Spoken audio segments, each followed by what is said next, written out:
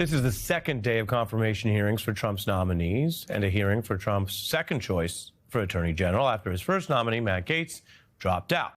Now, these hearings this week are big, both for the controversial nominees like ex-Fox host Pete Hegseth, the Pentagon pick grilled yesterday, while Marco Rubio and Pam Bondi in the hot seat today.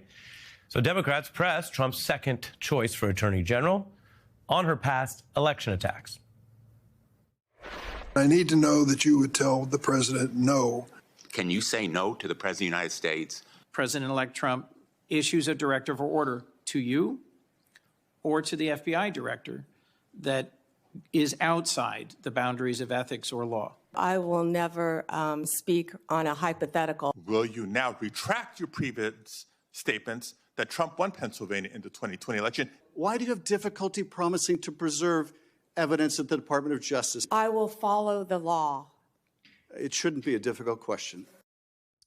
Now, Republicans touted Bondi's credentials. She has solid experience. She was the Attorney General of a large state. They also likened any of the private lawyering, including on behalf of Donald Trump, as part of a long tradition of legal representation in this country. Being Trump's lawyer prepares you for many things. So, yeah, you have a long-standing relationship with the president. He trusts you. That's a good thing. Ms. Bondi is highly qualified. And, of course, as we all know, a change is desperately needed. I urge every single member of this committee to support my friend Pam Bondi. If you are confirmed as Attorney General, will you pledge to fairly and faithfully uphold the law regardless of party? So help me God. Amen. Bondi has been a controversial pick since she replaced Gaetz. As Florida's former Attorney General, she has a resume, as mentioned, that fits the position. But Democrats were also trying to argue that what she did in lawyering, and as lawyers represent someone, they are supposed to be zealous advocates. That's the terminology.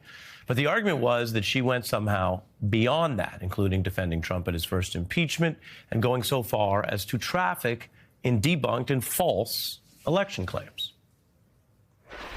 Fake ballots that are coming in late. Pam, did you just say fake ballots? There could be. That's the problem. The Department of Justice, the prosecutors will be prosecuted. The investigators will be investigated. Murderers, rapists from Venezuelan prisoners coming straight into our country. The deep state, last term for President Trump, they were hiding in the shadows. But now they have a spotlight on them. Now, that wasn't her at work as a government official. That was her talking politics, is how they would put it. And you are allowed to do that in this country. The big question for a Senate, and any fair senator should care about this, shouldn't really be a party thing, is whether she can leave that at the door. You could have a doctor who has strong political views or even says things that seem outlandish. But when you're in the operating room, you want them only doing the medicine. And while I recognize people don't think lawyers fill the same societal value as doctors, sure, that's the idea here. And so here's how, you can hear it with your own ears, Bondi addressed those questions about some of those comments I just showed you today under oath. Who won the 2020 presidential election? Joe Biden is the president of the United States. Are the felons convicted of breaking into the Capitol on January 6th hostages or patriots, quoting Trump? I am not familiar with that statement. I just familiarized you with that statement. I'm not familiar with it, Senator. Now, in some places where she could have tried to stand up and say something, be against something, draw a marker, a so-called line in the sand, she sort of passed. How do you interpret that? Well, speaking as someone who has covered a lot of these nomination hearings, even if you go back far enough, I worked as an aide in the United States Senate. Nominees who have the votes try to say as little as possible. You can infer negative or positive from that, but they generally try to avoid saying more to avoid getting into the kind of trouble that might detract from the votes they think they have. And unlike Donald Trump's first choice for the Attorney General position, Matt Gaetz, she seems to think as of today that she's got the votes and doesn't want to risk them or lose them. So what's the bigger question deeper than that? Well, as with many people at the FBI, we're going to see at DOJ, what are your standards? Is there a minimum line where even though you don't want to risk votes, you say, well, of course I'm against revenge prosecutions. Of course, I'm against crime at DOJ. And of course, I'm against an enemies list, even if the incoming FBI director pick is talking about enemies lists. Kash Patel has infamously spoken out about an enemies list and is now nominated to run the FBI. And to remind everyone, the FBI and the DOJ work together, FBI doing the police work and bringing in evidence, and the DOJ running the cases. So they have to work closely. Once it was clarified what enemies list she was being asked about, she did break with Patel. She did rebuke it. Take a listen.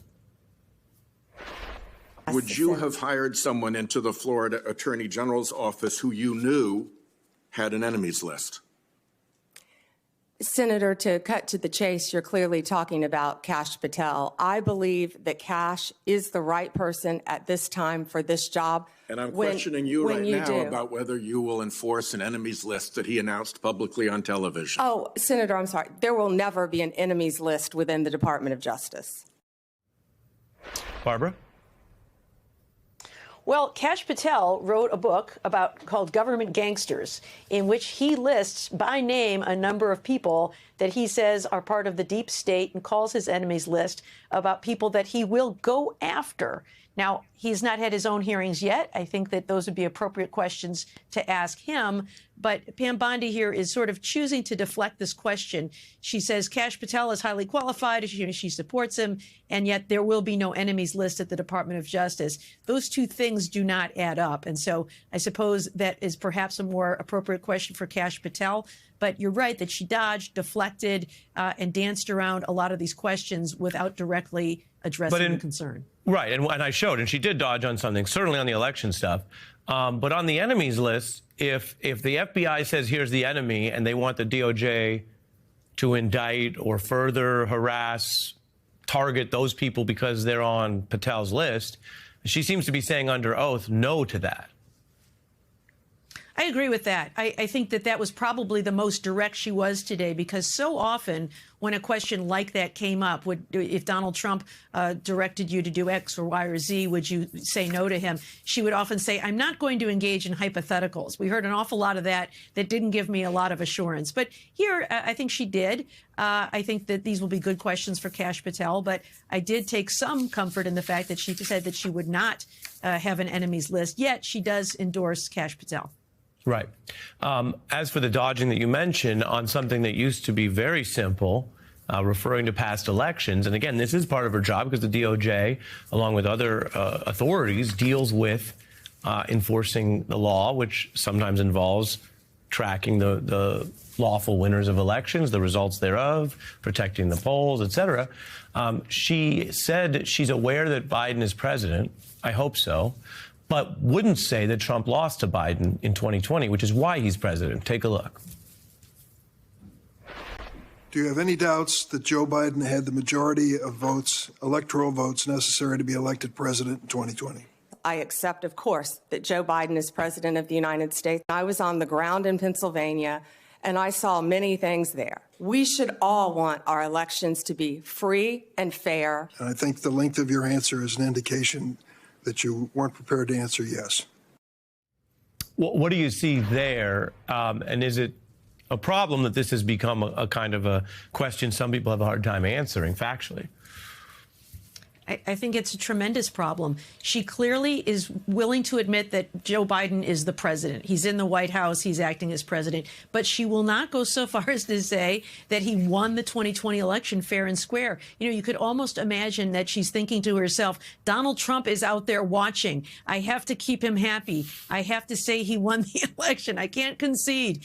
And so she doesn't. And so she says this and did this repeatedly. I think this is very problematic for a person who's going to be the Attorney General of the United States if she is confirmed. This is a position, perhaps like no other, that requires steadfast integrity. She is going to find herself in very difficult situations where the executive branch is pushing her to do things that may be right up to the legal line. In this case, perhaps across the legal line. And we, the people, need to know that she will be strong enough to stand up to that. Her refusal to answer this question tells me that she is not.